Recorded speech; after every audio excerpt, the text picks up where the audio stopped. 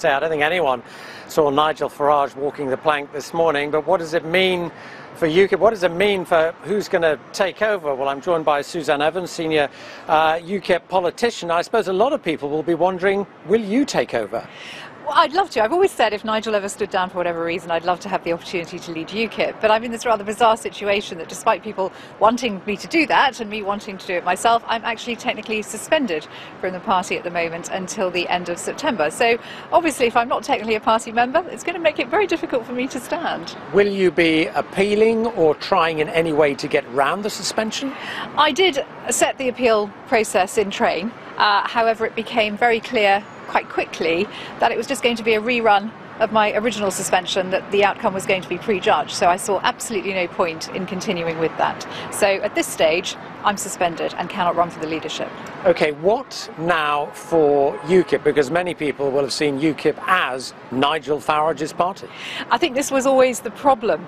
Nigel Farage had a very tight grip on UKIP. He was the one big figure there. And what I tried to do when I wrote the 2015 general election manifesto was to try and move on from that, to say, look, we're not a one-man band, we're not a single-issue party. And that manifesto went down really well with the members. So whatever happens now, we have to recognise that we have that manifesto to build on, that there are good people in the party, apart from Nigel, who can carry this party forward, and we have policies that are not just all about immigration.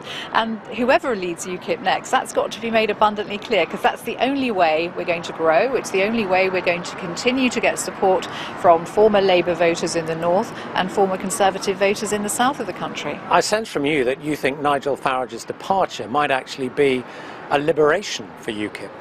It could be. It very well could be, with the right policies and the right leader in place. Whoever does take over will of course want to put their own stamp on the party, and that's the way it's got to be. Nigel, I have to pay tribute to him. He's got his lifetime ambition, and so I can quite see why he stood down, even though it was a surprise to most of us who thought he might go on and on and on. I think those were his own words at one point, but I can quite see why he's made the decision he has. And what do you say to those who say, well, there's no point in UKIP anymore, you have achieved what you set out to achieve? Nigel Farage this morning said it was the turkeys voting for Christmas. Why UKIP anymore? Well, I completely disagree. The Labour Party is in turmoil. UKIP has been doing incredibly well among people who were former Labour voters who've got completely disillusioned with the Labour Party and quite rightly recognise that it does not speak for the working man and woman in Britain anymore today. The Conservative Party, now who is going to be the new leader of the Conservative Party?